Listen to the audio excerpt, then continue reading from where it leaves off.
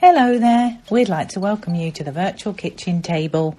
We're Erin from Ever Learning, Ashley from Ashley as Mama and Storytime Shelves, and myself, Hayley from Taking a Kinder Path. We're gathering for conversations about family life and home education, particularly unschooling, which is sometimes known as self-directed learning, or as I like to call it, natural learning. We'll be sharing our experiences and ideas, learning as we go. We hope you'll pull a chair up to the table and join us.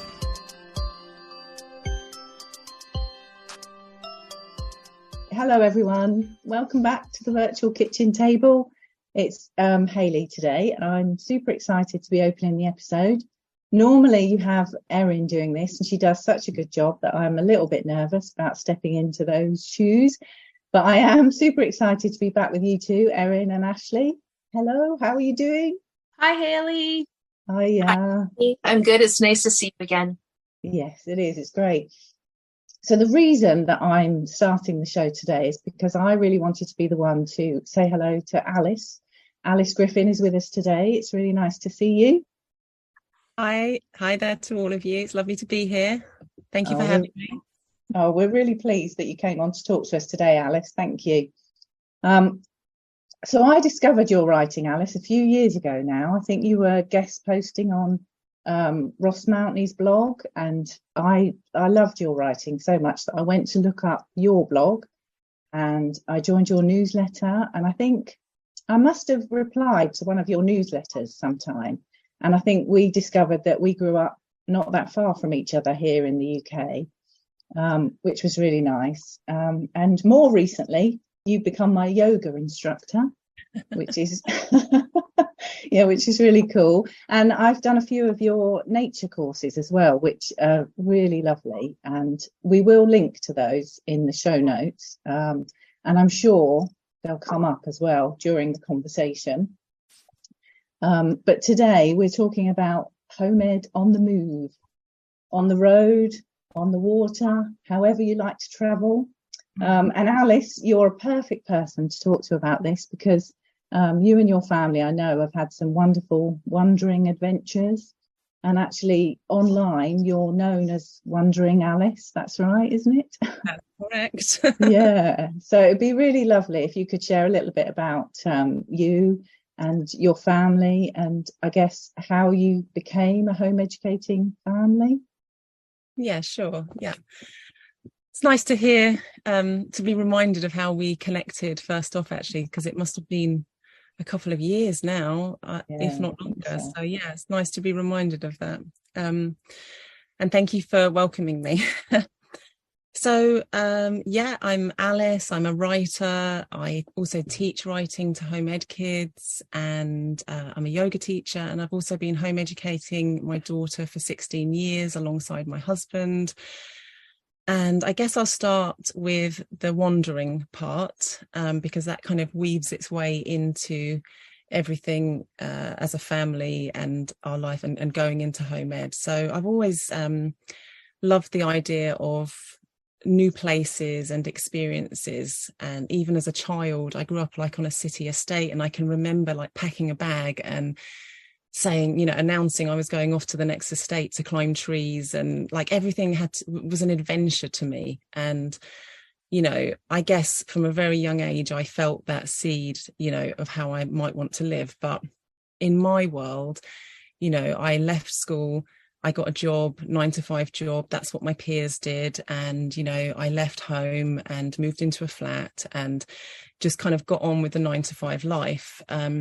But I always still had that kind of connection to nature and to the earth. And, I'd be cycling back from my 9-to-5 office job, stopping at a lake to write some poetry or something. But maybe I didn't reveal those sides of myself to everyone in those days. I mean, we didn't have social media, we didn't share as much, so people only saw what they saw. But that was my kind of life. And I used to go to the library a lot, and I just devour books on travel and just experiences that people had. And it was very prominent in my family. My mum and dad were big travelers in between, you know, working, because you still had to get a proper job. But, you know, they had long adventures. You know, they drove all the way through Scandinavia and up to Russia in the 60s, you know, in their little van with, I think, 3 kids at that time, not me, but 3 of my older siblings. And so there was always that kind of seed in my life, but it was kind of, you got a proper job and, you know, you paid your mortgage. So, but then I found the book Laurie Lee as I walked out one midsummer morning, and I don't know if you're familiar with it, but it was written in the 30s, and this guy Laurie Lee, he left his home in Somerset in England and he walked to Spain, and I was just, I don't know, something in that book just made me think there's a different way to live, and I would like to live that way. So lots of things happened, and various things took place. But in my early 20s, I got to go and spend 6 months in Japan. And then there were road trips around Spain and France. And then when I got to sort of mid-20s, again, lots of things happened in between, lots of knocking on doors and trying to get in. But I landed a job writing for a travel guide. And so I traveled all over the world and wrote for this guide, and I loved the job. You know, it was very much me. So all of that kind of was nurturing my wandering spirit, I guess you would say. And then 20 years ago, I met my husband, and it was kind of like, okay, now we settle down, because that's what we do. You know, you can't just, you know, a lot of people around me were saying, you need to settle down now. You can't just go off traveling. But between me and my husband, we both had this desire to have experiences over things and feel a sense of freedom in the way that we wanted to live our life. So then I fell pregnant, and when our daughter was, I think she was not even 1, we sold our house and we moved into a little camper, and we went off traveling around France and Spain and Portugal. And we just said, well, we'll enjoy, we'll just go and travel. And when our daughter reaches school age, we'll have to stop and we'll, you know, decide where we want to be, kind of thing. So off we went. But then we were in Portugal, and I met a lady who was home educating her child, who was, I think, 7 at the time. And I remember vividly standing on this hillside. We were helping to put up a yurt base. We were volunteering, and she started to tell me about homeschooling, and I didn't even know that it was a thing. I didn't know that you were allowed to do it.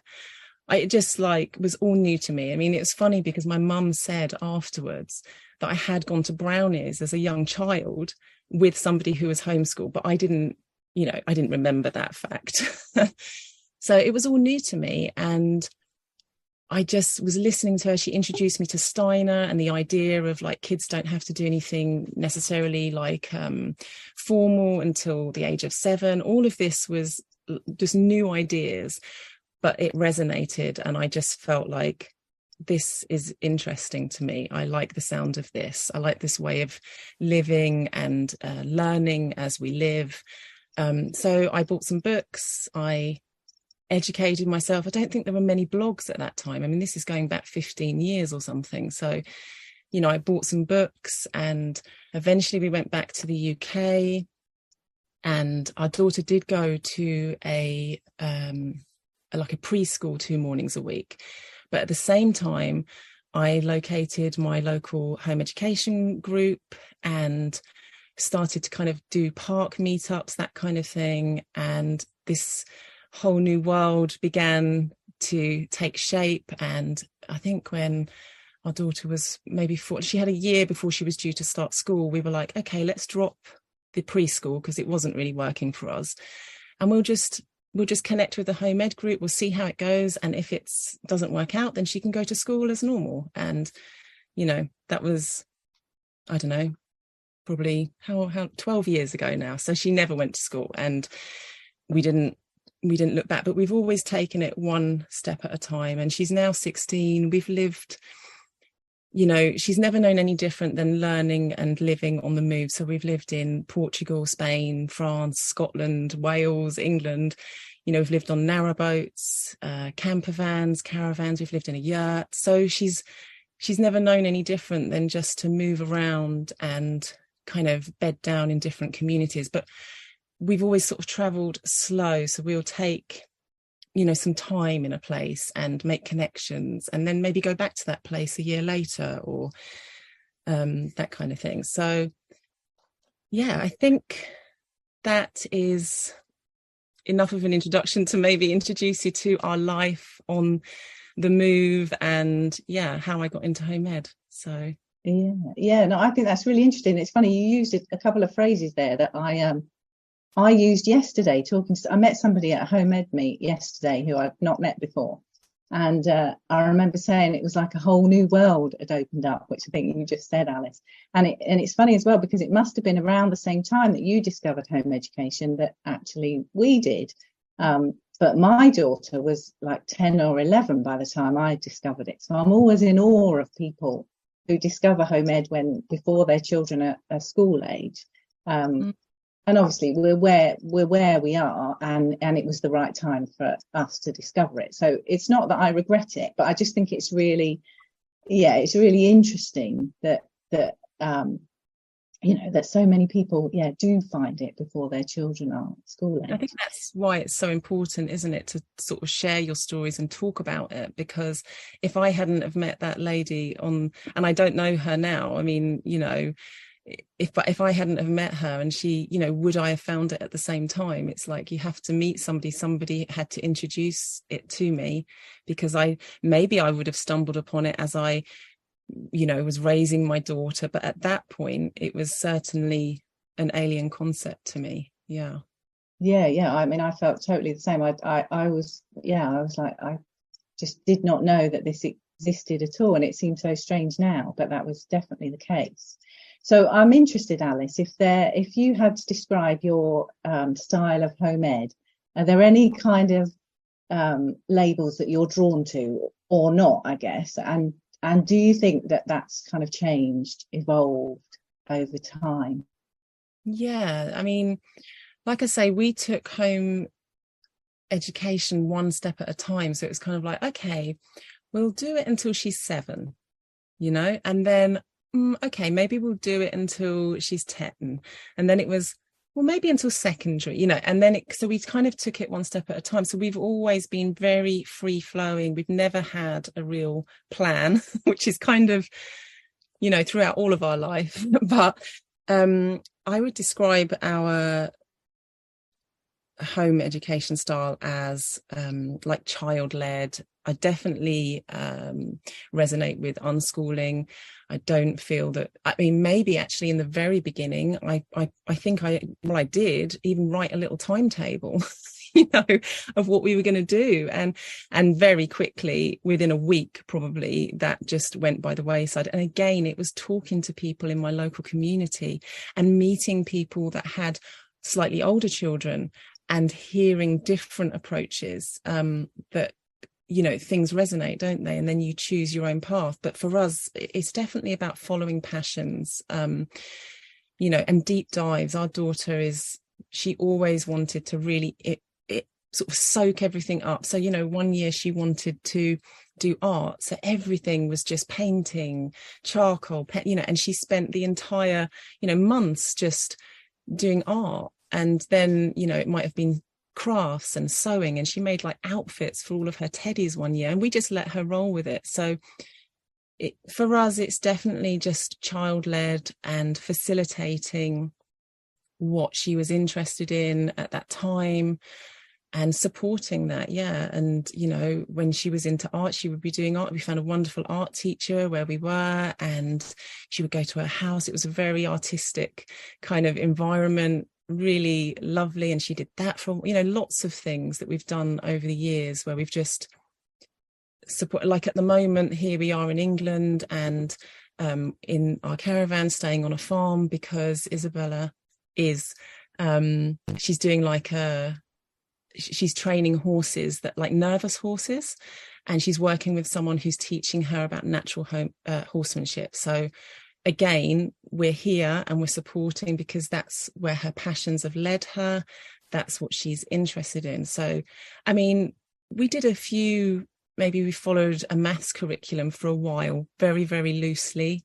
So, you know, but generally it's just been about getting out, living, experiencing, allowing her to see what makes her tick, because I'm a huge believer in that. You know, when I was growing up, I always loved writing, always loved nature, but not that it wasn't nurtured, but it wasn't a job, you know, and you went to school and you had to get your exams, and then, you know, in my world you went and got a job. So it kind of took me a long time, quite a few years after that, to find, and I still ended up doing probably what I would have ended up doing a long time before.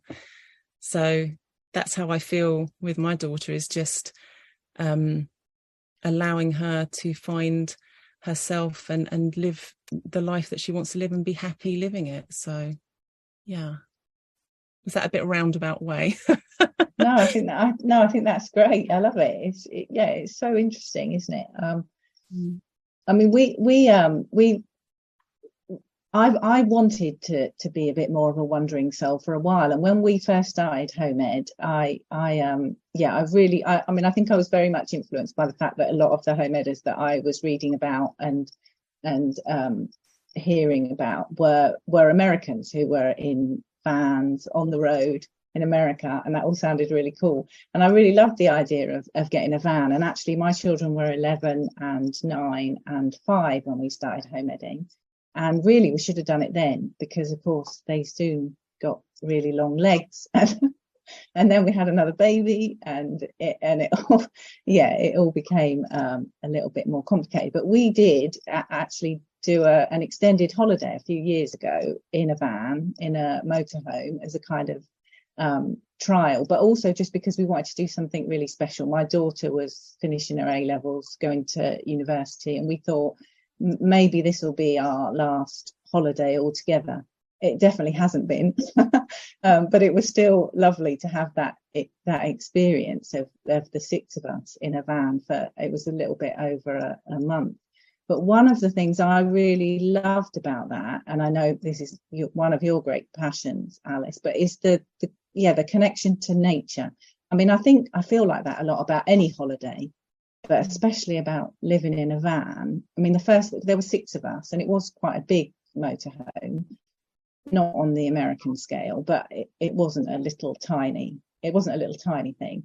But the first thing we did every morning was open the door, because, you know, we needed a bit of space, and and it was just that thing that going outside was just so much easier than it is when you're at home.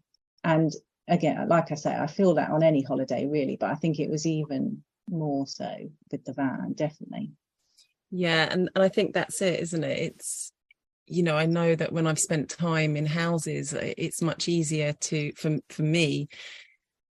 Yeah, it's harder for me to get out. But when I live, you know, in boats or in a yurt or in like a caravan like I am now, nature is just there at every turn. And like you say, that's a huge passion of mine, is just connecting to that. And I suppose when you ask, actually, you know, what's our kind of style of home educating, a huge part is nature. You know, I mean, we went for a no technology kind of upbringing for our daughter, and she didn't have, you know, access to, not saying that she never had access to tech, you know, but she didn't have anything of her own until she was around 12, 13, because we just wanted to kind of immerse all of us, actually, because we're the same, as you know, technology is wonderful. It connects us. Look at us now. I love it.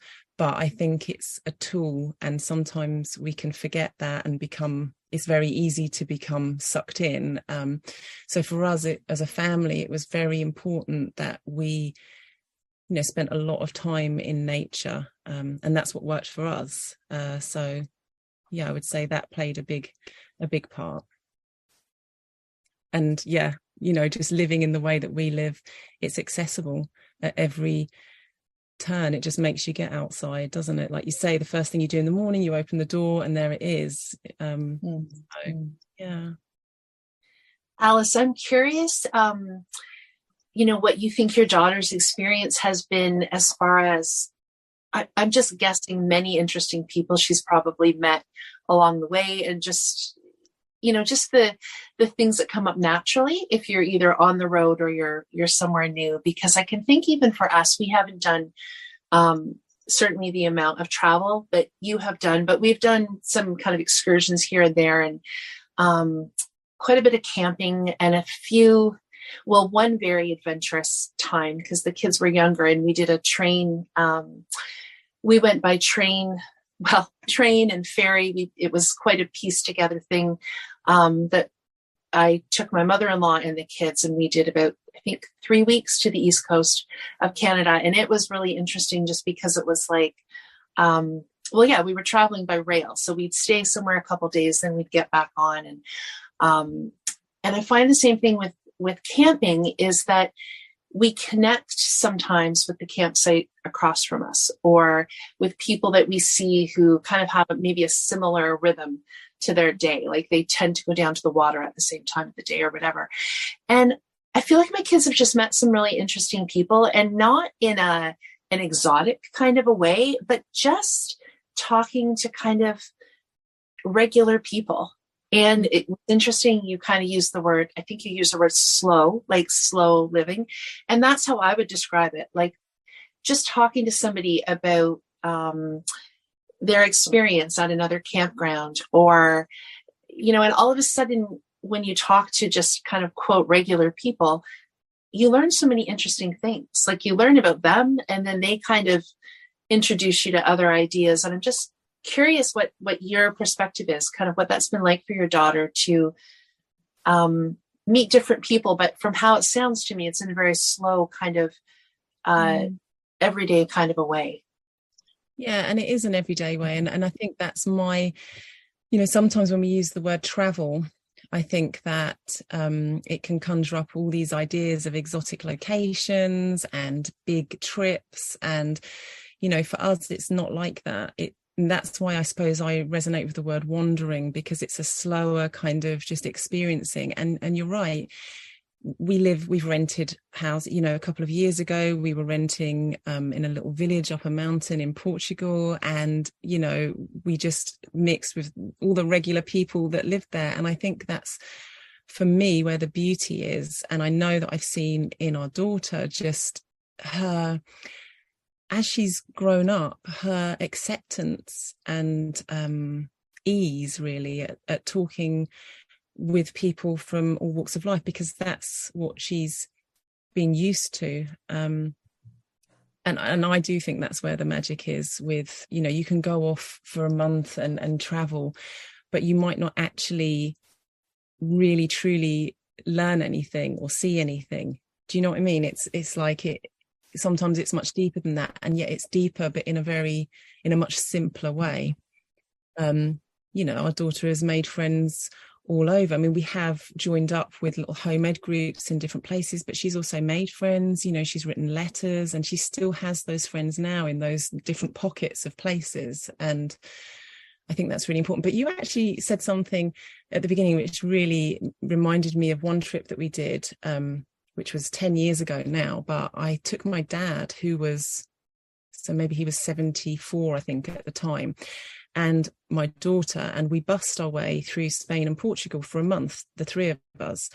And what I have found about home education is not just the connections that you're making with regular people wherever you go, but also the time that we've been able to spend with extended family. Like, I don't think we would have had the opportunity to do that easily if we were working, and as in if we'd have stayed in the life where we were before, it wouldn't have been so easy to take that month out and go wandering with granddad and the three of us. And that was a fantastic experience and a huge learning experience for our daughter. And so I think the magic is in the everyday people, and just the experiences of I don't have to go far to feel living on narrowboats is kind of like that. You don't have to travel far on your narrowboat because you can only go at 4 miles per hour. So, it's slow travel.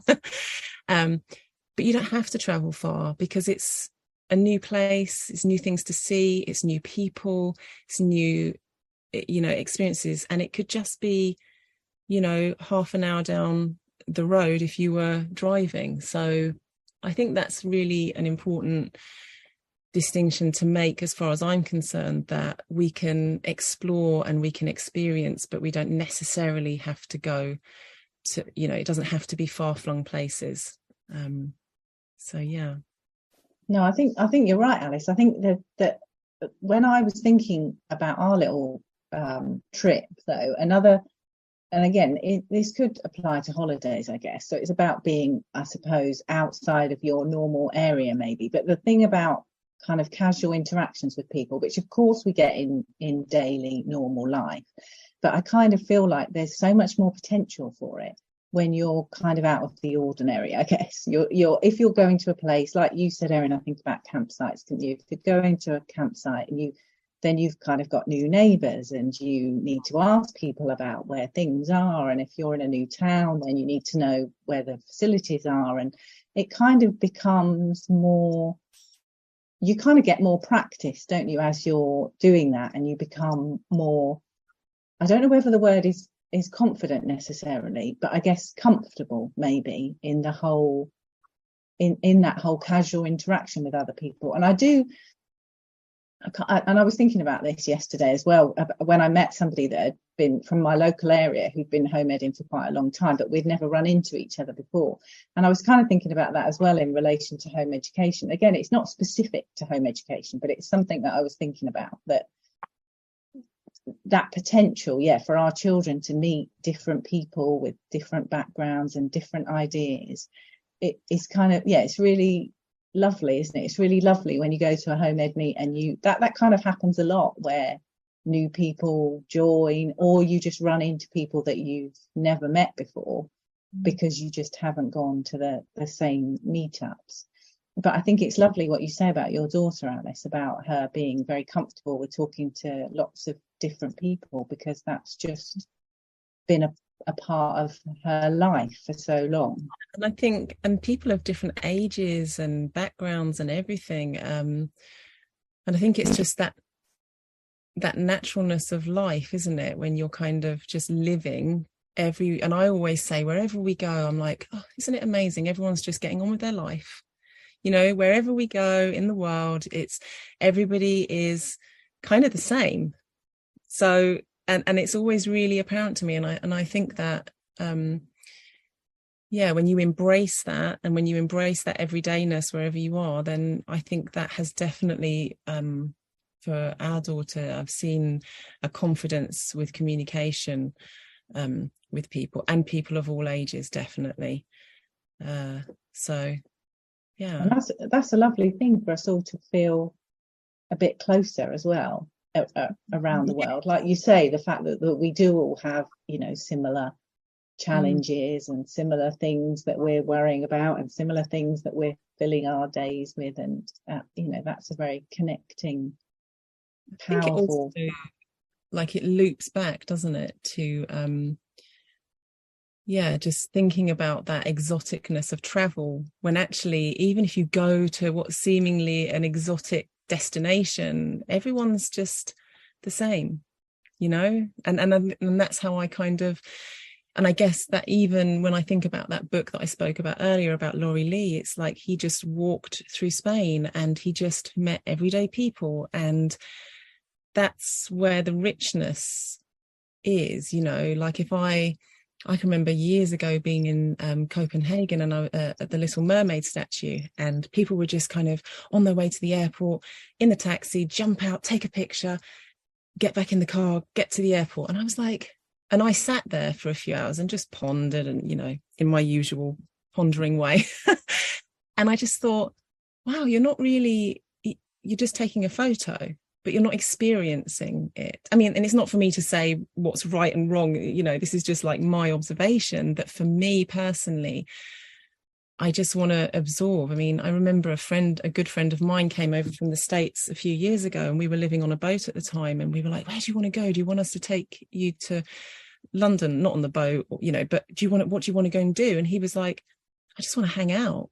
Can we just go and, like, you know, watch the boats coming through the lock, you know, just kind of everyday stuff to us. But and that's what I'm like. I just want to hang out. I just want to see what life is like in this place, you know. So yeah, I think we've talked a lot on this podcast about slowing down. I think, haven't we? As being quite a positive part of home education, definitely. I mean, it's really interesting that you mentioned the Laurie Lee book, Alice, because we have a friend who used to live on a boat, and he's got a wandering spirit, and he came to stay a couple of weeks ago, and he literally was telling me, I'm sure it must be the same book, because he was telling me that he'd read this book and it was really inspiring, and he was thinking about walking around Spain. So it's just such a coincidence that you mentioned that. And I think it is inspiring, because I think it reminds all of us that, I mean, walking is a huge thing for me, and still, unfortunately, back in 2020, when everything kind of went crazy, we were in France at the time, and we were planning to walk to Portugal as a family, and it all had to be called off. And that was like a lifelong dream of mine, to go on this big, you know, just walking with a tent. And I think the reason those books are inspiring is just all you need is a pair of shoes and, you know, a faith and a belief in the human spirit and kindness, and any of us can do any of that. So that's a huge thing for me. Again, always coming back to the fact that, you know, you don't have to have, I don't know, not everything has to be in line to have these big adventures. You can just take that first step and make it your own. Yeah, I think that's really helpful, Alice. And I'm thinking, as you're speaking, about how myself and, like, I imagine some other families, home educating or not, have these ideas of traveling, or maybe even just going on more holidays as a family. And sometimes, I know I can even feel like, it seems like such a big thing to take on, right? Because we are so used to our daily rhythm and comfortable in our home. And maybe if we haven't gone on a holiday or many holidays, or maybe not traveled before we had kids, it can just seem like such a big adventure, which it can be.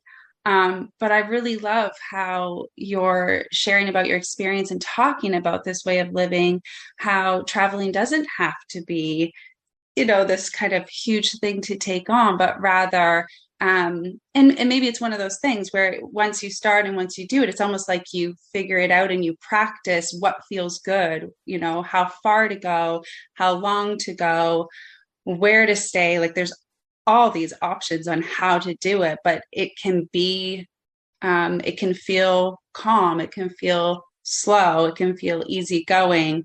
And I think that's probably really helpful. I know it's really helpful for me to listen to this, because my husband and I would love to be seeing and experiencing more places.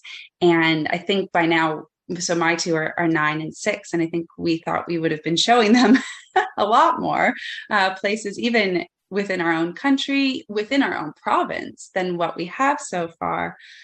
So that's kind of easing my mind a bit in thinking about it that way. But I had a question, I think, around that a bit.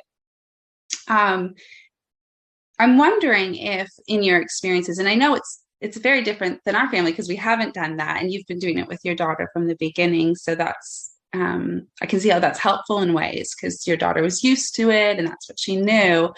Wondering, I'm curious if you ever, yourself or someone in your family, ever you were away somewhere, or you reached a point where one of you, or maybe more than one of you, kind of thought, is this still what we want to be doing? Is this still feeling good?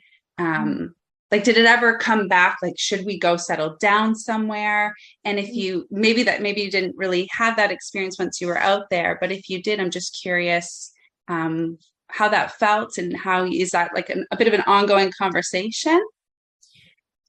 I think it actually is a really good question, because I think how we live our life is constantly between kind of movement and settling down. And there is definitely a pull for us to, you know, want our own piece of land and want somewhere to root down on. And, you know, we're constantly wavering, like, so we might do that for a couple of years and then we might get itchy feet again. So then we kind of, and I think that's why we've lived in so many different places and ways, because, and it's like our hometown, you know, we come back to that hometown and we, you know, catch up with all of our friends there, and we might be there for a year or two, you know, and maybe we go off again for a month here or there. So it's always very fluid. But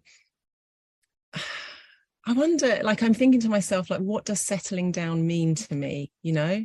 And I think that's the question, because it's kind of like I could feel a bit settled now, but settling down to me means buying a house kind of in my hometown and living in it.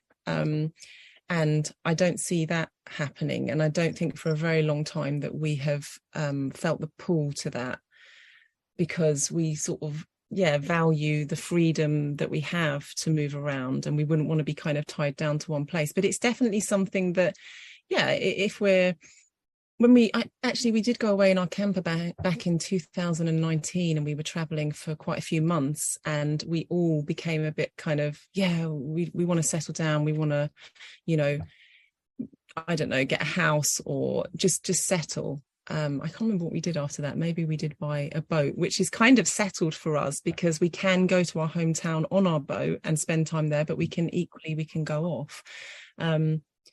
So again, it's just following at the moment, you know, we're rooting down in a way, because our daughter is doing this kind of apprenticeship type thing. So we are committing to rooting down, at least for this year here.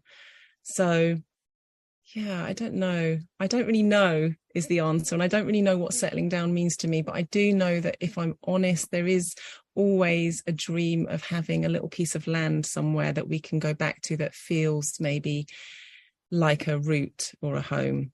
But then maybe when I do have that, which I have had, we very soon, I don't know, get a bit fed up with it. So I guess our life is in constant movement. So we are rooted within the movement. I think that's how I feel. So we can be rooted, but we are still, it feels like we're still in movement. I don't know if that answers your question very well. It does so beautifully. I love that answer so much. I loved, even when you said there, I don't know for sure, because and it makes me think, I'm thinking about that freedom piece now, and how, I mean, what a great way to feel, to be comfortable on the go, on the move, but being able to slow down, settle down, whatever, you know, whatever word would feel right, but then have the freedom to pick up and go elsewhere. I guess just a quick follow-up question I'd have with that. I hope you haven't already mentioned it and I missed it, but so I'd imagine, I'm assuming you guys have a list of places that you hope to visit that you haven't got to yet, because I just think, who doesn't have that? But I wonder, I get the sense that you probably don't have a list where you go, we don't know when, but we'll get to these places. So my question is, how do you decide? It seems very like, almost like how you described your education, like interest-led and passion-led. So is that kind of too how you decide as a family where to maybe move to next? Or is that what it's been like in the past, when you're kind of being like, okay, I think we're ready to move on or go elsewhere? How do you decide where to go? We have been known to just all of us put a pin in a map, but I mean, we've kind of stayed within Europe because we have 2 dogs. So, you know, we've often gone back to Portugal, because we did have a place there for a couple of years, and we met a lovely home ed community there a couple of years ago. So we've gone back there to spend time. And I don't know, it's just opportunity and things that happen. You know, we went up to the Highlands of Scotland because an opportunity to kind of volunteer and live on this amazing place came, and we took it. again, just volunteering actually is something that I would really recommend, because we've done a lot of, I don't know if you're familiar with, you work in return for your board and your food, and you can work on farms, you can work in all kinds of, like, even just people that have a little small holding and need help. So we've done a lot of that, and that has been, an amazing way to meet people from all over. And then sometimes that leads to another opportunity. So yeah, we don't really have a plan.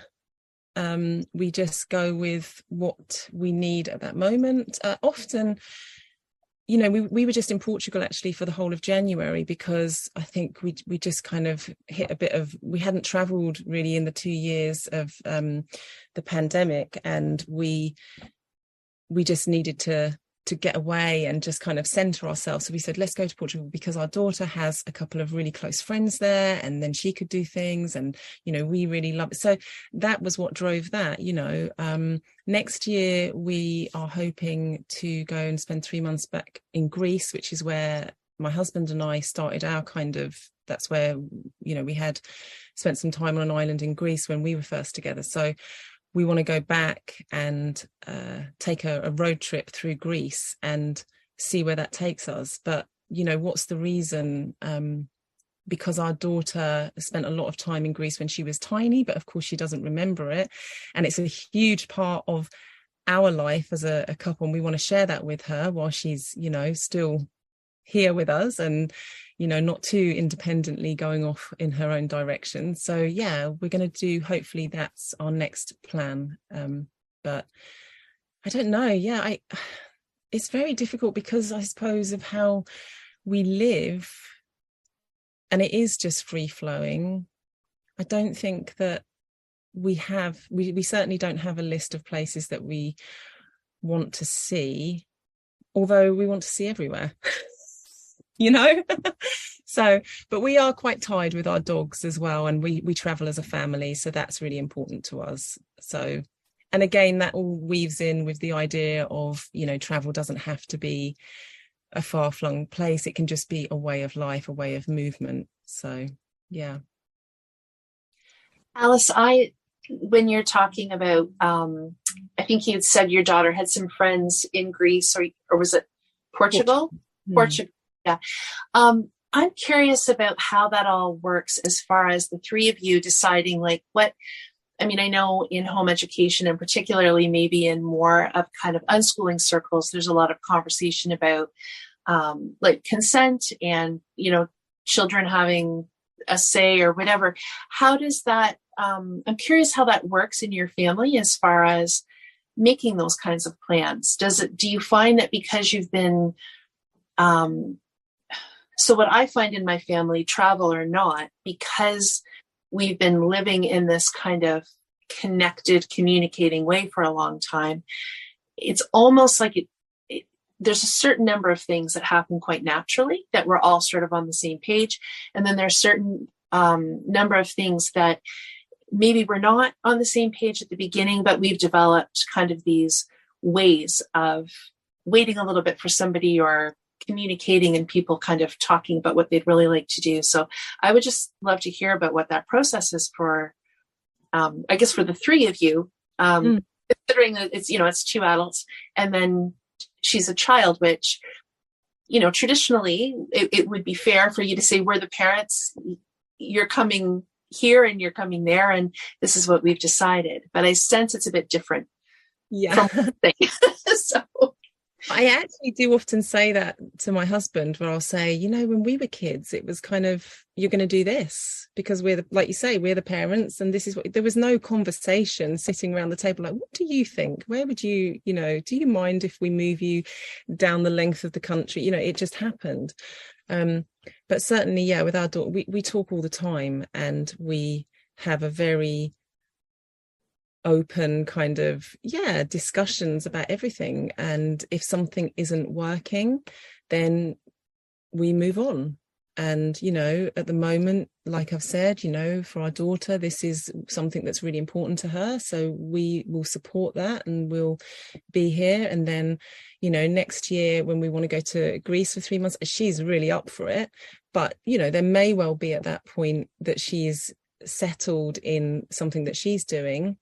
But I know that she will bend as well because we bend. And it's just a kind of, I think that we're always in ongoing conversation. And I actually would be honest and say that sometimes I have worried about that, thinking we're expecting her to talk in detail about these things and she just wants us probably to make a decision, you know, but we're kind of like, you know, what do you think? And how would you feel about this? And really, sometimes I think she'd just be like, I really just want you to make the decision. I don't mind. So there is that danger. But yeah, I don't know. I guess it's just we've never hit any massive hiccups. And I think a big part of that is that we are not afraid to move on. So if something isn't working, we move on and we do something else. You know, that's what life feels like. Certainly for me and my husband, life is about experiences. Nothing needs to be forever, unless you want it to be, and that's fantastic. But if that's not for you, life is full of experiences that are just waiting there to be lived, and go for it. And I guess because we've raised our daughter in that way, you know, it wouldn't necessarily definitely be so that she would come out feeling the same, you know, as she grows older. But she, at the moment, she does feel, you know, pretty much the same. And I know that she still, there's places that she wants to go and things that she wants to do. But I guess that's the thing. I think we raise her with the awareness that you can change anything. Nothing needs to be forever, you know. So, I mean, that's how I feel. Oh, thank you. No, I love that. And I, you know, we had been talking about, and we might still, but I'm not sure. We've been talking pretty seriously about traveling in a few months. My mother-in-law is always up for these adventures. So it was actually her. She said, so what's our next? Because we've done these sort of, not to the lake that you're talking about, but we've done a few, like couple weeks here or, you know, and she's usually up for the train to train adventures or these different sorts of things. And so, we've done with her the East Coast of Canada. And then we've also gone out to Newfoundland, and she would really like, I think she and I have both been to the West Coast, but the kids haven't. And of course, Canada is such an enormous country that's, you know, it's not a small thing to think about. Anyway, and my son's been doing a lot of researching on like camper vans and RVs, and he had been even prior to my mother-in-law saying, you know, when's our next adventure? I'd love to go to the West Coast. So anyway, we had a fairly detailed plan. I guess we could say we still do. You know, but my daughter's come to me a few times and just said, because we have 2 cats that are beginning to age. And she said, Mom, we can't leave the cats for a month. We can't leave the cats for a month. And at first I listened, and then, but there was a part of me that was thinking, but also my mother-in-law's turning 80 in the fall. And, you know, we're also at a point where if it would work that my guys could get the time off work, I mean, that's not going to be forever that we could do that. Kind of like you were saying, Haley. So I was thinking, you know, but they're cats. But then I've been watching how big a part of our life the cats are. And so anyway, there's been no decision made, but it's just, I guess I've just been noticing how, I don't know, maybe in the way that I was raised, we would have just gone because like they're cats. But I'm considering it. I'm thinking about it more. I'm watching how important this is to her. I'm thinking, like, is there a different way we could do it? And we haven't even decided financially if it's a total possibility yet. But anyway, I guess all that to say that I think living this way in connection with our kids and really respecting their opinions, you start to have thoughts that you know, if you had said to me 20 years ago that we might give up an opportunity because of 2 cats, I would have been like, no, you know, of course we wouldn't. But it's not just about the cats. It's about what's important to different people in the family. Right. So anyway, that's just kind of what that brought up for me is the way that we begin to make decisions and think about things a little bit differently. And it's just about conversation, isn't it? Like you say, listening to our kids and listening to their opinions and their thoughts, that's really important to us. But something that's just popped into my mind is you could take your cats with you.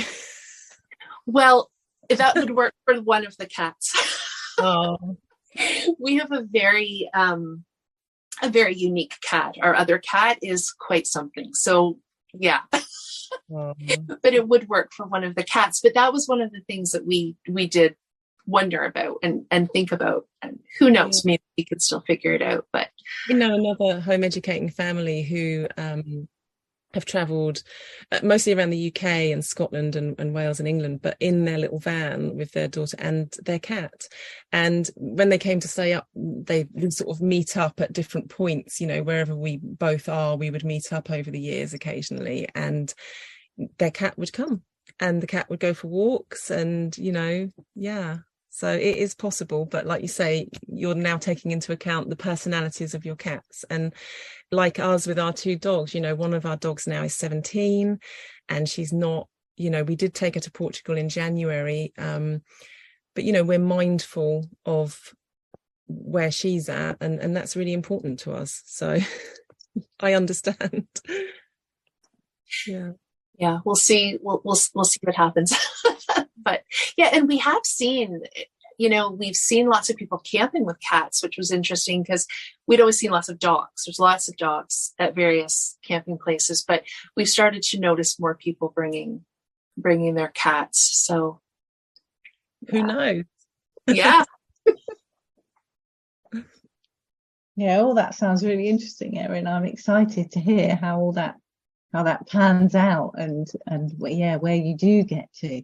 I think and the both of you talking there about how much you're listening to your kids and stuff is so lovely. And I've had some of the same thoughts, Alice, as you were talking about, in terms of thinking, are we putting pressure that we don't need to on our children in terms of offering them choices? And I know when my kids came out of school in the first place, it originally the plan was just for my eldest daughter. We discovered home ed. She thought it was great, went off and did loads of research. And after a lot of soul searching, we decided that she was going to leave school, but the other two could stay at school if they wanted to. And we ended up having lots of conversations. And I remember people being quite shocked that we were allowing a 5-year-old to decide whether he wanted to carry on going to school or not. And obviously it wasn't just his decision. It was a decision we were making together, obviously. And but even the 9-year-old, I felt there was that pull about whether or not it was too much for them. But I think the thing is, what you were saying about if you have that open conversation, then I think they're able to tell you if it's too much as well, aren't they? I guess, and you build up the relationship so that you can get more of a sense of that, I guess. And I would say that's exactly what popped into my mind just listening to you there, is now that our daughter is 16, we have a very open conversational relationship. She shares with us, and I suspect that has a lot to do with the fact that we did. But I think that no matter what any of us do, we always doubt ourselves and think, are we doing the right thing? It's not, there's no set way to parent, is there? You just do what you feel is best at that time. And I think that if you do things with love and kindness and caring, then it's always going to be fine, one way or another. So, but for us, I've definitely had those thoughts, we're putting too much responsibility on her making decisions. But the outcome at the moment for us is that I feel that we do have a very open and respectful family relationship, which, is really good. So yeah, that's so lovely. I think there's a song lyric, and I can't. It might be Maximo Park, somebody like that, who's something about it's the ones that never doubt that I'm worried about, or something like that. And it's that thing about how you don't want worry and anxiety to to stop you from ever making any decisions and ever getting on with life. But there's always room for improvement, isn't there, I guess, or reflection or doubt, or those things help. I'm a huge person for self-reflection. I think it's really important. It's really hard to look at ourselves and think, maybe I didn't do that so well, or maybe I could do that better, and then say to your child or your husband or whoever, actually I've reflected on that, and I'm, that's hard to do, but I think it's so important. And certainly in our journey, home educating, that has come up a lot. Just, sometimes things don't go so well, and you sit down and you talk about it and you're honest, and then you change it. And I think that's the most important thing. I always say to my daughter, it's okay to, I don't know, do something that you don't feel great about, as long as you can say sorry and you can talk about it and you can move forward. That's the most important thing. So yeah. I wonder too if so I think this is true of probably home education in general, but maybe even more so if you're traveling, you're traveling together and you kind of have this common journey. But I remember, Ashley, you alluded to this on back in a conversation, and I think we were maybe talking about camping. And you said something about the fact that it kind of provides a natural, you didn't use these words, but I almost want to say like division of labor, because you're working together, right? So, and it's that more natural type of life where it's getting dark.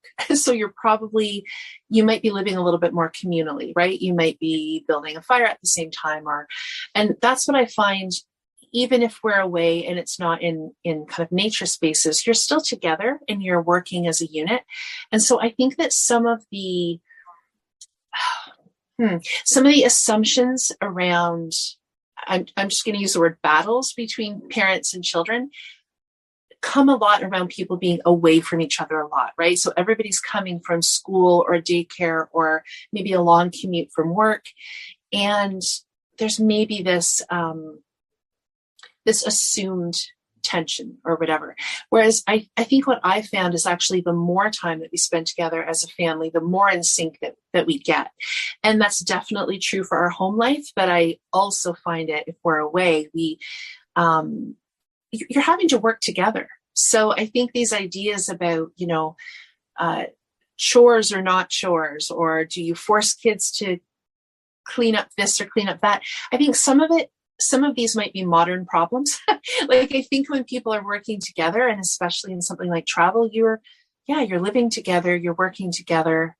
I don't know if that strikes a chord with anybody else, but that, ever since you said that, Ashley, I thought, yeah, that's kind of true. We're all just living this experience together, and it just seems more natural to kind of pitch in and kind of be in sync, I guess. Do you find that, Alice, as far as being out? Well, I don't know, even the difference maybe between times you've been somewhere and you've been a little bit more rooted versus being on the road. Like, do you think that as your daughter grew up, that was probably just part of your natural rhythm, rather than maybe having these same thoughts that I hear a lot, or you read them in parenting magazines, how much responsibility do you give your child, or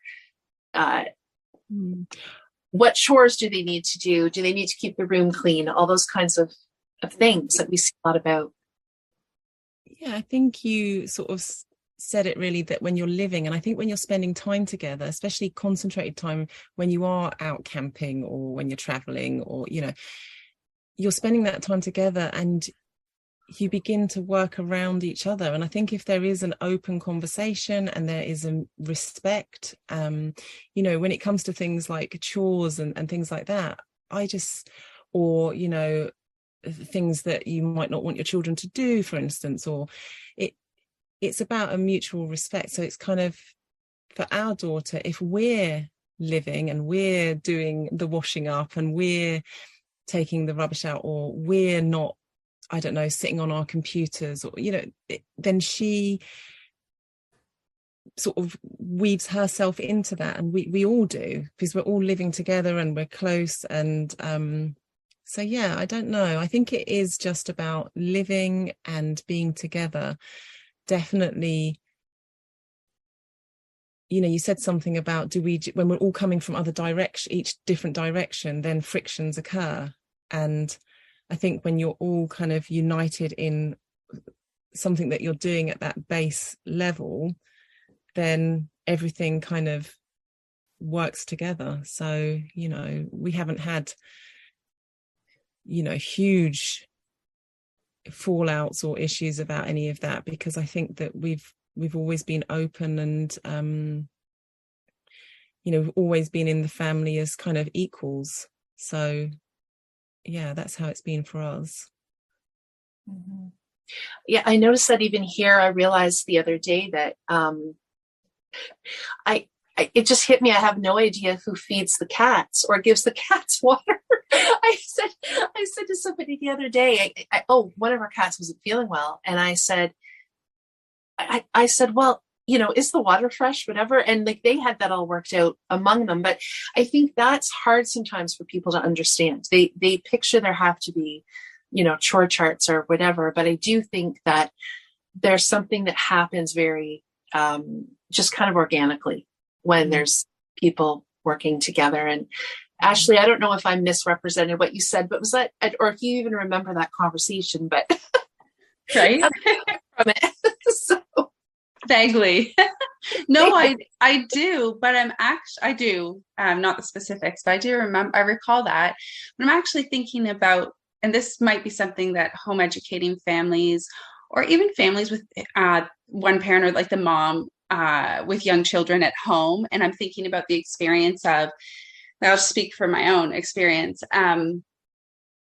Like, I'm home, whether at home or the boys and I go out somewhere. So it's not always at home. It can be out somewhere, but it's me and my two boys a lot. And we're living much in the way you guys are describing, right? Like, we're just going about our day very much together. Some days quite a lot, whereas other days when we're at home, we might venture off a little bit more and then have to come back together, and that happens too. But it's the three of us very much going through the rhythm of our days together. And then Dad comes home. So he's the one who's been away all day. And with my husband's shifts, like, the boys maybe haven't seen him for like, I don't know, quite a while. And because he doesn't work the typical Monday to Friday, 9 to 5. So when he comes home from work, or on, like, he has typically 3 days off in a row. And I've always noticed this, like, adjustment that has to make. And I have to remind myself that as the boys and I go, we are very used to doing our days together. And even though, you know, this is a weekly occurrence where we have to get used to the few days that dad's home. And it's obviously an adjustment for my husband as well. But it's just that it surprises me actually how much of an adjustment it is. And I'm grateful that it's just him having to come home and us making the adjustment. And it's not him and I both coming home from work and the kids from school. That obviously works for some families. I don't know. And maybe it's different as the kids are different ages too. But I was just kind of thinking about it from that experience as well, where there really is something there where you're just used to living life very much together. And it doesn't mean you've spent every single minute together. Everyone has their individual time too. But there is friction at times. There is, like, it's like this other person, right, is having to fit in. And then if it is more than just one person, it's the whole family coming from their different daily experiences and, you know, trying to weave back in together. And yeah, there's effort and energy that I guess goes into that. So it's interesting. You just made me think, Ashley, about, I remember talking to a friend years and years ago when my children were at school about how lovely the school holidays were, because everything just seemed, after the initial, you know, transition, I guess, from being at school to then being school holidays, everything suddenly became a lot easier. And then we used to dread the children going back to school, because then we thought, oh, things are going to get harder again. And that's so weird because a lot of times, there are a lot of people who say to home educating families, oh, I don't know how you could do it. I don't know how you could just be around them all the time. But we kind of, me and my friend, I remember talking about that even when they were at school, that thing about when you are together all the time, obviously it's not all sunshine and roses all the time at all. And, we have conflicts and arguments and upsets, and of course we do. But there is something about that. You mentioned the word organically, Erin, and it kind of feels like that. You get into that rhythm, don't you, of being together and everything seems to go that much more smoothly. I was going to use that word myself, actually, rhythm, just being in that rhythm. And when you are in that rhythm, like you say, of course you have conflicts and that's natural in any everyday life, but you just learn to be around each other. And I sometimes think that we just overcomplicate a lot of things in, modern life. And there's also a lot of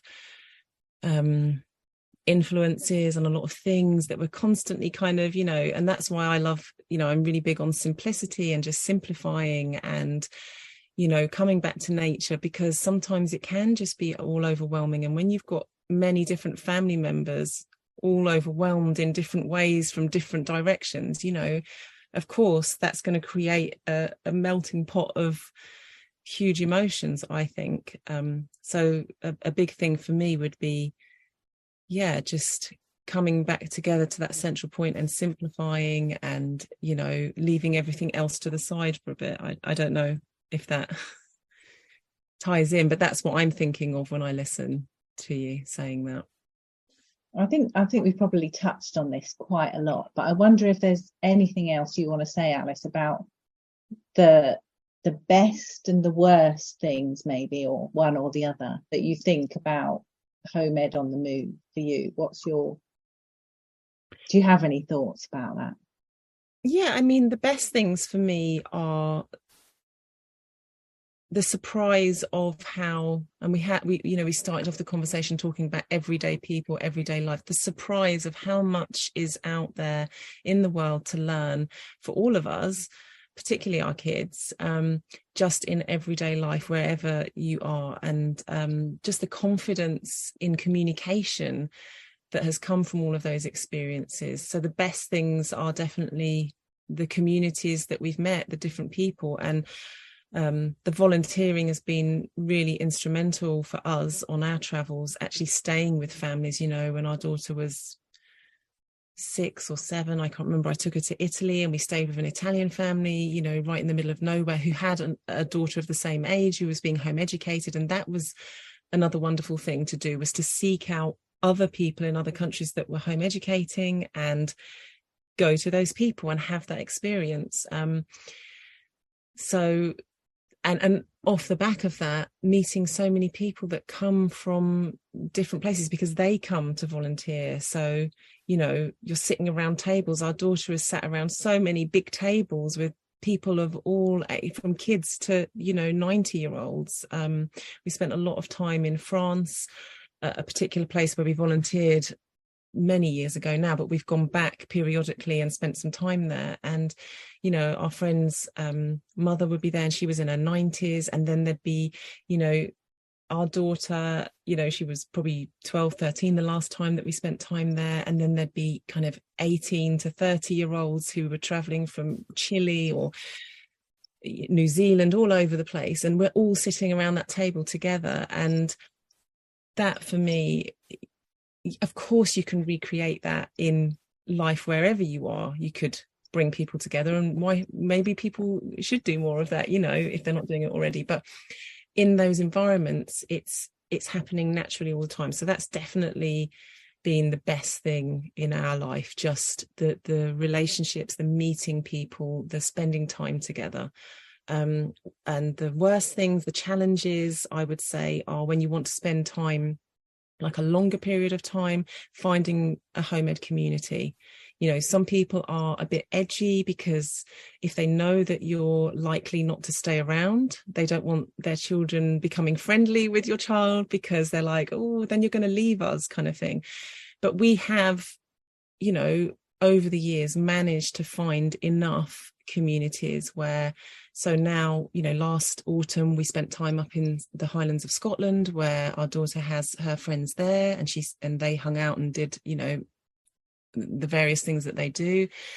And then in January went to Portugal and she hung out with her friends there and they had a great time. And then she's just celebrated her 16th birthday in her hometown with her friends, home-ed friends that she's known since she was 3. And, you know, we've managed to find these pockets of communities, but it does take some work, and sometimes it doesn't work out, and sometimes it's hard, and sometimes we've left places because we haven't been able to find what we felt was enough for our daughter.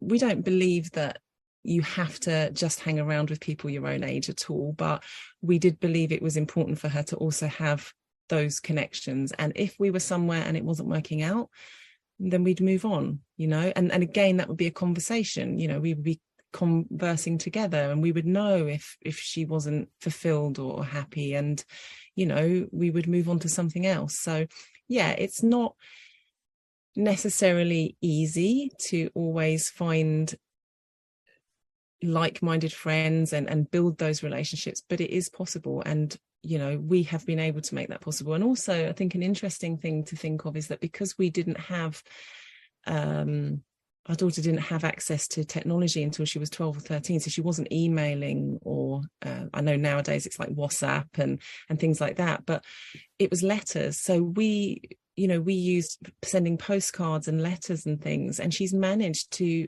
maintain, you know, she was with her best friend, they've known each other since they were 3 last week, and maintain that relationship on the move, pinging back, you know, on and off. And I mean, obviously now she has WhatsApp and, you know, she connects in those ways as well, but she has been able to build those long-term friendships, even though we've not always been in the same place. And I think that's been, you know, it's been a hard part for us to be able to move to places in a way where we can find those relationships. So it has been difficult, and sometimes it's proved challenging, but it's also been a really rich part, because as time has gone on and we see, you know, sometimes you don't see the fruits, do you, until a bit later.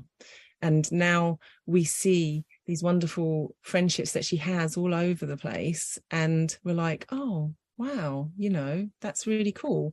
So yeah, I mean, you know, I don't think there could be personally anything negative about being able to spend huge amounts of time as a family together. I think, you know, it's not suited to everybody at all. And, you know, I've got, you know, my oldest, dearest friend, absolutely one who said, I think it was you, Hayley, that said, people say, I don't know how you can do it. How can you say, you know, my friend who we've been friends since we were tots, we live completely different lives. There's absolutely no way that she would have home educated or lived in the way that we do. But, you know, we've both got our girls, and, you know, when my daughter goes to her, she gets to experience something completely different to what she experiences here. And when her daughter comes to me, and, you know, she gets to experience something. So I think that's, you know, a lovely thing. But for me personally, I don't think there can be anything negative when I think back about having 16 years with my daughter, that, you know, to be together, to live together as a family through the ups and the downs and the conflicts. You know, we love each other and we just love hanging out together. So yeah, I don't know. Have you sorry, Alice, were you going to say something else? No. I was just going to ask you if you know, if we've got people listening who are thinking about home ed on the road, do you have any tips or advice or any essential items you think people need?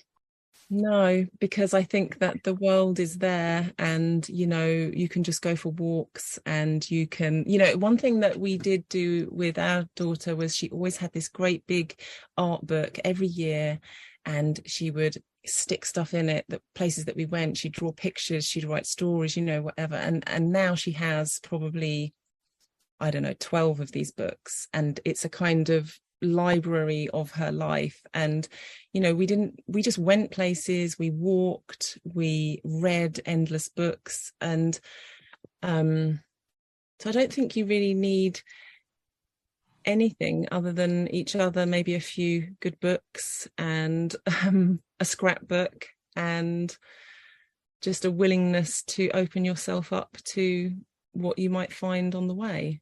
I don't think that you need anything in particular. And I wish I could think of something really useful. No, I think what you said is perfect. Yeah. Oh, Alice, I just really appreciate this perspective, because I think this idea of wandering versus maybe world schooling, and not that there's, I think, not that you might not, I don't mean to put words in your mouth, because maybe you would use that term for yourself as well. But I think that world schooling is a really good fit for some people. But I think that maybe for some of us, we hear that term can feel a little overwhelming, right? It can feel overwhelming depending on the personalities of our family, depending on how much we like to plan, because it feels always to me like there's a lot of planning involved with that. And just even the logistics of our life, like whether that's financial or being tied down with certain things. But I think when you talk about it in terms of like the wandering idea, it actually feels freer to me. Like it could mean so many different things, and it doesn't have to be resorts or booking plane tickets or even exchanges or any of those sorts of things. It can just be whatever is a fit at that time. And I like the fact that I think the example you were giving with your boat, you couldn't go very fast anyway. You don't have to go that far from home to be dipping into these experiences. And, the other thing that came to mind for me was that, when you were talking about meeting people from different places and your daughter being at tables with all these different people, it's not even really maybe about the location all the time, because I think we get really focused on location. What's on your bucket list? Where would you like to go? And then if you go there, where would you like to stay, whatever. But really, the way that I picture it, if I'm understanding it correctly, you're at a location, but you're meeting people who are from different locations. And so you're learning bits and pieces about everywhere, not just the place that you're at. And I can see that even at a more local level, that happens for us when you're open to talking to people. If you stop at a little shop, in a village, and you show some interest in their shop or their business, and you listen a little bit, it's not just about going to that museum or that store. You're kind of open to what else comes about when you're there as well. So it feels so much more accessible the way you've described it today. So thank you for that. Yeah. Yeah, I love what you... Oh, sorry, Hayley. No, you go on. No, I was just going to say, you popped into my mind about, we rented this place in Portugal a couple of years ago. I think we were there maybe we were there 5 months, I can't remember. And we had this lovely elderly couple who were our landlord and landlady, and, our daughter would kind of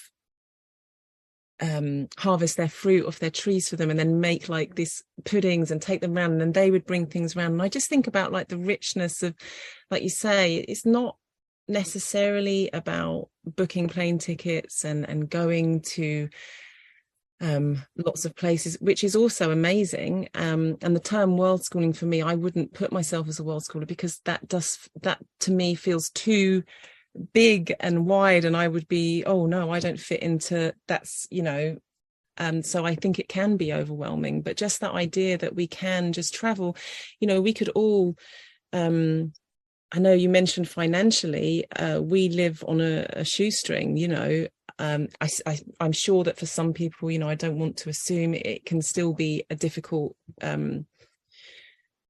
thing to do financially, but for us, we live very, very cheaply, and we always find somewhere like this said place that was, very cheap, to rent for a few months, and the richness of just being there in this village and mixing with local people.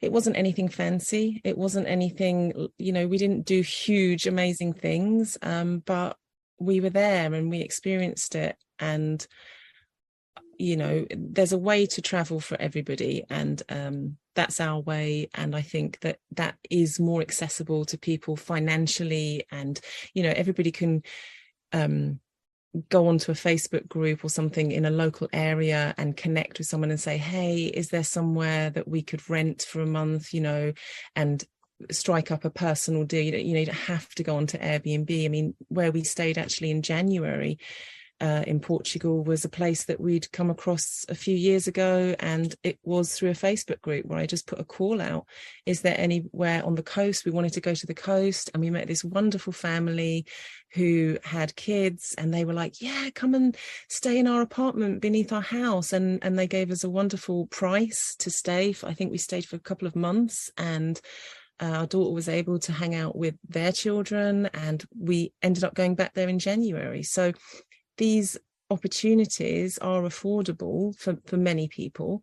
And it is just a case sometimes of just, you know, getting up and going. And I know that it's hard because we don't have the ties of, you know, a permanent home. So, you know, I know that obviously that would make it more difficult, but there are definitely different ways to go about it, to make it affordable, to make it easy, and just to make it like an immersive experience within a culture, you know, or a place.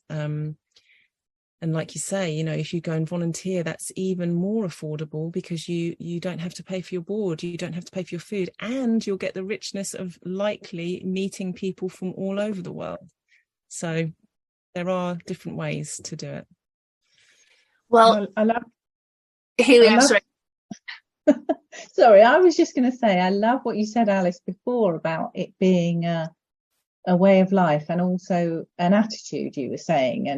And I think, I mean, I've seen before, a common bit of advice for new homesteaders is to become a tourist in your own town, and this kind of idea of looking at things in a new way. And I know we had this conversation recently, Alice, about your nature courses. Recently, you were talking about looking up, and that really resonated with me and reminded me that when I'm walking around, quite often I'm trying not to trip over because I'm a little bit clumsy, so I'm kind of looking at the floor. But that thing about remembering to look up and seeing the things even in an area that you're really familiar with that perhaps you don't always notice, and it's and just that can bring kind of renewal into your life and give you energy and excitement and just a different perspective on things. And I just thought that was, something really lovely that you said. I think that's why it's, when I do my nature journaling courses that I run, they're so important to me, because I want to encourage people to look up, just be in their local area, just be prompted to think about the things that we all take for granted and that we forget, the simple things, the free things, you know, that make us, like you say, create an energy and make us actually just feel glad. You know, we all need reminders, don't we, that life is short. We're not necessarily here for long. I lost my mum and my niece a year and a half ago. My niece was only 34. And that was a real reminder that life is short, and, you know, we can just find joy around us. And that's why I am passionate about nature, because I think that, you know, when you step into nature, you can kind of, all the things that we've kind of constructed around ourselves in this world. And that's the same for our children. You know, our children are growing up in a very different world to what even I grew up in. And there's a lot to take on, I think. It's a lot for me to take on. It's a lot for certainly my child to take on. So I've always been really passionate about making sure that she looks up, that she enjoys her surroundings, that she appreciates each season. And, you know, so I think that's why I do those courses, is to try and encourage people to just find that that joy. So, and I do that, that's what kind of falls into the traveling. When we are traveling and we're traveling slow, or we're rooting down in a place for a month or 3 months, it's just about knowing that place. It's about being in that place. It's nothing fancy. You know, I do get nervous using the word travel, because I think that people are disappointed when I say, oh yeah, we travel as a family. I think they're waiting for me to say that we've been in the Sahara and, you know, we're backpacking through Thailand or wherever. And it's like, it's not that those places aren't wonderful and that I wouldn't like to do that at some point, but financially, because of our dogs, there are limitations to us. So yeah, just finding that joy in every day and in nature. So yeah, look up, look down sometimes, but don't trip up, Hayley. No, I'll try not to. Sorry, Hayley, you're probably trying to wind things around here. I had one more thing that came to mind, partly from what you said, Alice, and then what you added, Hayley, was just Alice, I think you've been talking about the financial aspect of things and finding, you know, things don't have to be expensive, finding those interesting things. And sometimes they're actually more meaningful. And then Hayley, you had talked about being a tourist in your own town.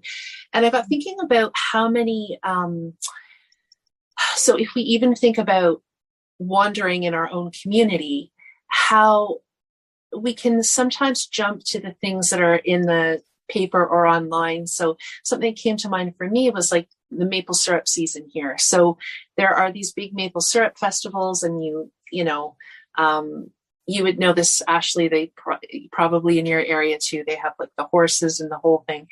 And these are big events and they're wonderful. But sometimes they can be crowded and expensive and very kind of touristy. And some of our best times were just, you know, we had an opportunity a few times to just spend a day or two working a sugar bush when the kids were little, and actually just doing the work there rather than watching a demonstration of it being done.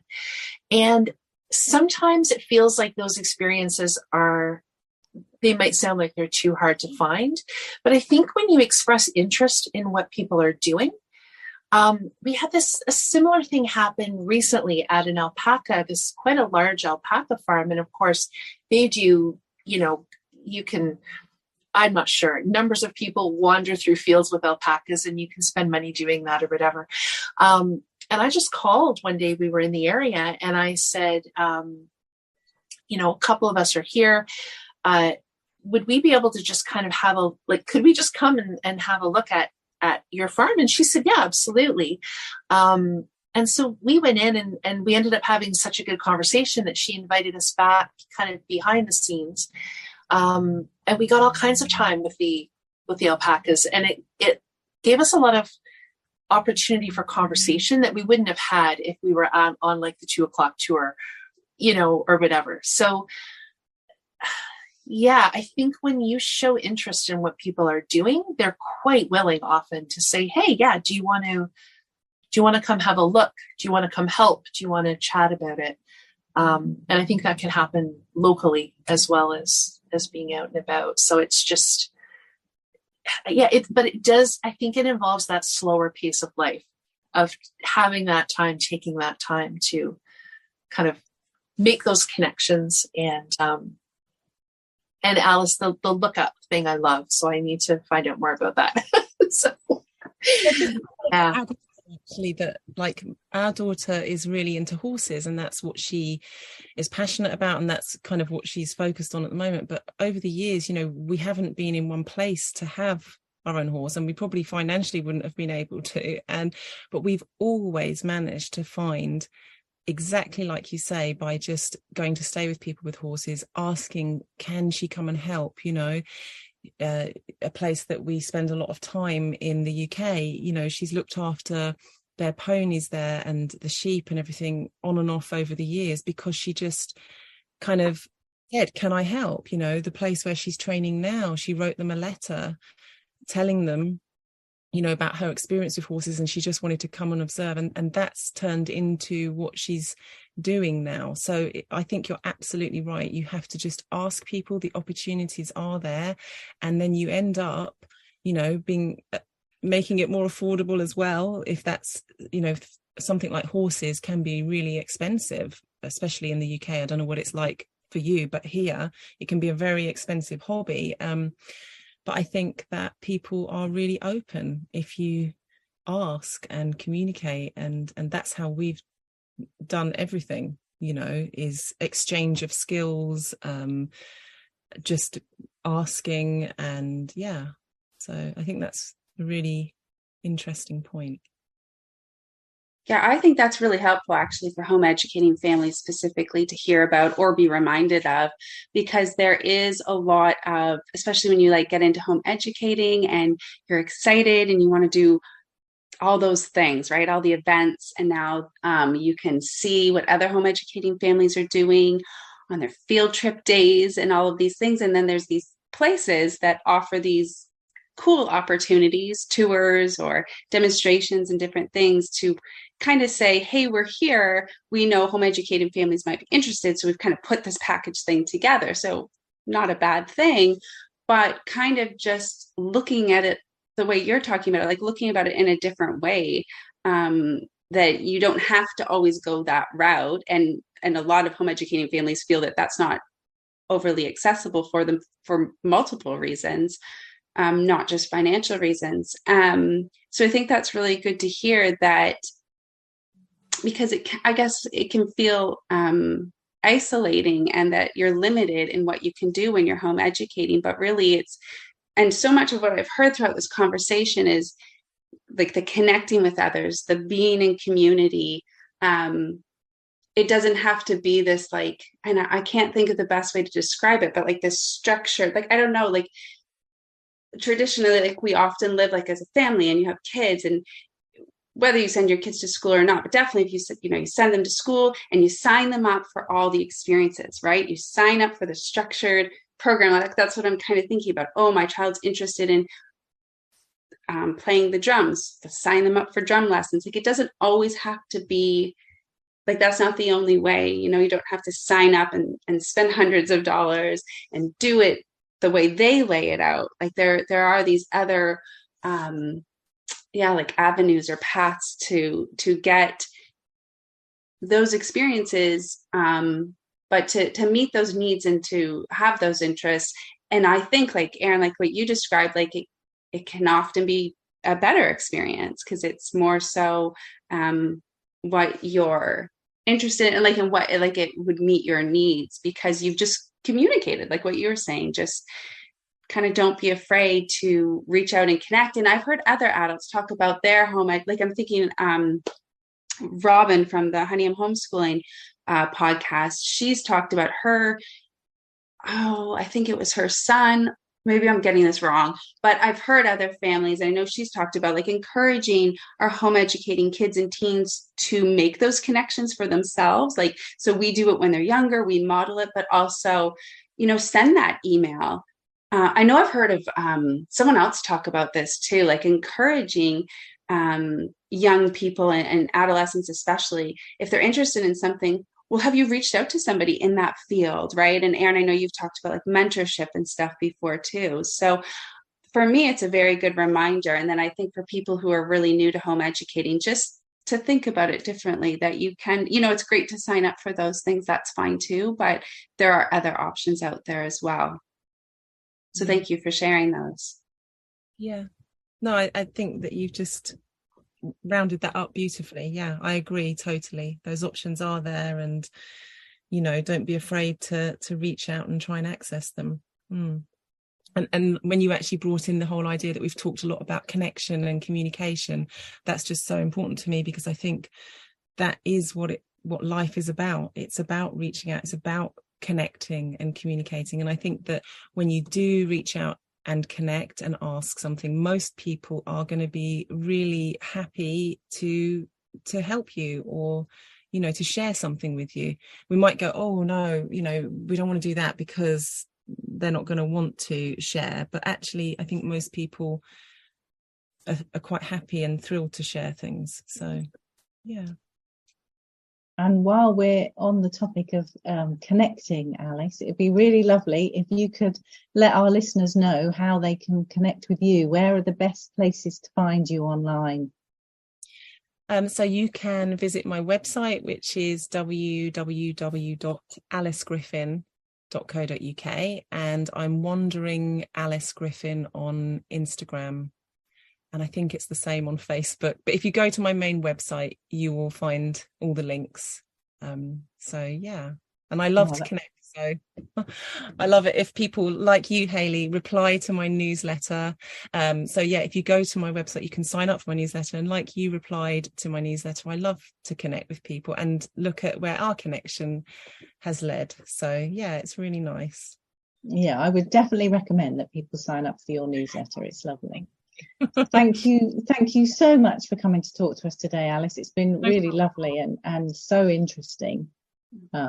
So we're really grateful that you came to talk to us. Thank you. I'm very grateful that you asked me. So thank you, all of you. Thanks. Oh, and thank you to everybody for listening, and we'll see you again soon. So bye, everyone. Bye-bye. Bye. Thank you. And this ends our conversation today. We hope you found it interesting and helpful. If you'd like to connect further or see additional content, Erin can be found on the web and on Instagram at Everlearning. Ashley can be found on Instagram at Ashley as Mama and Storytime Shelves. And I, Hayley, can be found on the web and on Instagram at Taking a Kinder Path. We'd love it if you'd share this conversation with anyone you think might like it. And if you've enjoyed this episode, maybe you'd consider leaving us a review. We'd love to hear your thoughts. We're so grateful you made time in your day to listen to us chat. Thanks so much for listening.